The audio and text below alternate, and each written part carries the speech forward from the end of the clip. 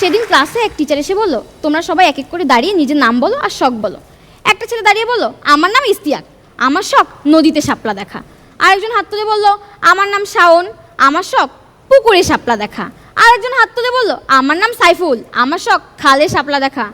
পিছন থেকে এক মেয়ে দাঁড়িয়ে বলল, স্যার আমার শখ নদীতে খালে বিলে গোসল করা, আর আমার নাম শাপলা। সেদিন পার্কে ডেটিং করার সময় বয়ফ্রেন্ড আর গার্লফ্রেন্ডের মাঝে তুমুল ঝগড়া। তো ঝগড়ার এক পর্যায়ে বয়ফ্রেন্ড গার্লফ্রেন্ডের কানে খামচি দিয়ে কান ছিঁড়ে পালিয়ে যায়। পাশে থাকা কিছু লোক ছেঁড়া কান তুলে নিয়ে মেয়েটার হাতে দিয়ে বলে, আপা এই নেন আপনার কান। মেয়েটা বলল, আরে ধুর, এটা আমার কান না, আমার কানে তো গোলাপ ফুল গোজা ছিল। এক ফুলের মালা আরেক ফুলের মালাকে দেখলে কি বলবে? এ তোর ফুল ঠিক কর, সুতা দেখা যাচ্ছে।